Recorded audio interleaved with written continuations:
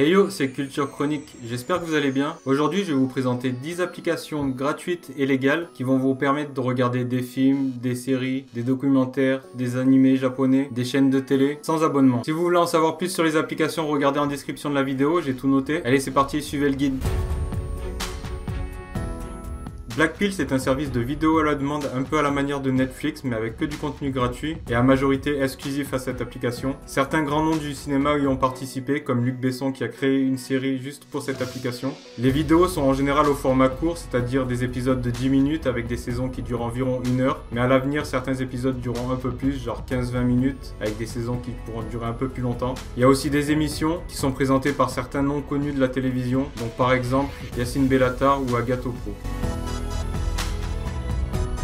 L'application Viki permet de regarder du contenu à majorité asiatique, notamment des films et des séries, mais aussi provenant d'autres pays. Elle compte plus de 35 millions d'utilisateurs dans le monde et la plupart de ses contenus sont sous-titrés dans plusieurs langues, notamment le français. Et les sous-titres sont d'ailleurs faits par les utilisateurs eux-mêmes et sont disponibles après pour tous les autres utilisateurs. Alors maintenant on passe à l'application Kodi. Donc Kodi, c'est un lecteur Media Center qui permet de regarder toutes sortes de médias. Donc, on peut lire ses propres vidéos, films, séries, musique dans la plupart des formats. Mais on peut aussi y ajouter pas mal d'extensions pour regarder du contenu supplémentaire en streaming, par exemple des chaînes de télé, des films, des séries aussi. Donc faut savoir qu'à l'intérieur de Kodi, il y a déjà des extensions qui sont préchargées. Il faut juste aller chercher dans les menus pour les installer et qui sont parfaitement légales. Par contre, il y a des extensions aussi qu'on peut installer mais qui sont pas préchargées dans Kodi. Et celles-ci, elles sont soit légales, soit pas légales. Donc c'est au cas par cas. C'est pas trop compliqué. Si c'est des extensions qui proposent de regarder des chaînes qui sont d'habitude payantes, ça va être des extensions qui sont pas légales. De même pour les films, si c'est des films récents qui viennent juste de passer au cinéma, ça sera des extensions pas légales. J'ai fait pas mal de tutoriels sur ma chaîne YouTube et sur mon site internet, donc vous pouvez les regarder si ça vous intéresse. Viewster est une application suisse qui permet de regarder entre autres des films, des séries, des dessins animés, des documentaires et des films indépendants. Parmi un choix de 12 000 titres, l'application est financée par la publicité qui s'y trouve. Il y a un mode Chromecast qui est disponible, mais à l'heure où je tourne la vidéo, il fonctionne pas. Et à l'heure actuelle, plus de 40 millions d'utilisateurs dans le monde.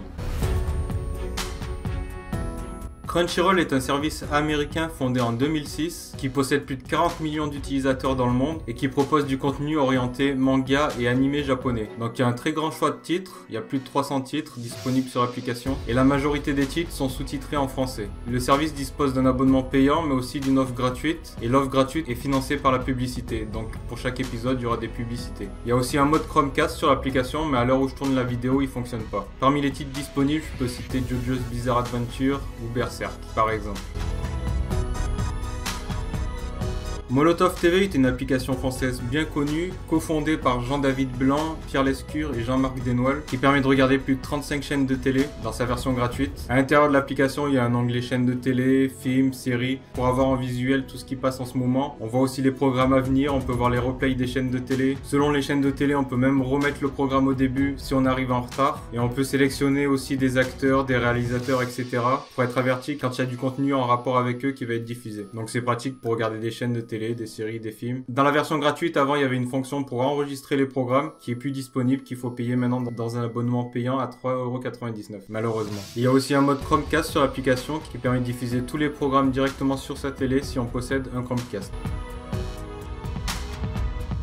T-Film est une application qui propose des films et séries en français. Donc en gros, c'est juste des liens qui pointent vers les films et les séries qui sont présentes sur YouTube. Ça évite d'aller rechercher au sein de YouTube parmi les millions de vidéos. De temps en temps, certains films et séries sont supprimés parce qu'ils respectent pas les règles du droit d'auteur. Et donc l'application fonctionne conjointement avec l'application YouTube. L'application Arte est l'application de la chaîne de télé européenne Arte qui diffuse du programme en France, en Allemagne, en Italie entre autres. Grâce à l'application, on peut revoir la quasi-totalité des programmes qui sont diffusés sur la chaîne Arte. Donc on peut voir des films, des séries, des émissions, des concerts. À l'heure où je tourne la vidéo, il y a par exemple le film La Colline à des yeux qui est disponible sur l'application. Et elle est compatible avec le Chromecast pour diffuser tout le contenu sur sa télé. Snackfilm est une application qui propose des films indépendants et des documentaires. Alors il faut pas croire que ce sont des films fond de tiroir, c'est plutôt des films qui ont reçu des nombreux prix dans beaucoup de festivals. L'application contient plus de 5000 films qui ont été choisis par l'entreprise elle-même. Le seul problème de l'application, c'est pour ceux qui comprennent pas l'anglais, le français n'est pas disponible. La dernière application que j'ai mis dans cette vidéo, c'est Tubi. Malheureusement, à l'heure actuelle, et dû au changement de loi européenne, Tubi n'est plus disponible en français. Mais la société derrière l'application est en train de refaire une version justement pour être en conformité avec les lois européennes. L'application en elle-même propose plus de 40 000 films américains financés par la publicité au sein de l'application qui proviennent de la Paramount Pictures, Metro-Goldwyn-Mayer et Lionsgate. Alors voilà, la vidéo est terminée, j'espère qu'elle vous aura plu. Si vous voulez avoir toujours plus de tutoriels ou de vidéos, vous pouvez vous abonner directement gratuitement à ma chaîne YouTube. Allez visiter aussi mon blog culturechronique.fr ou mon Twitter et mon Facebook. Puis passez une bonne journée et à une prochaine pour une prochaine vidéo. Ciao ciao.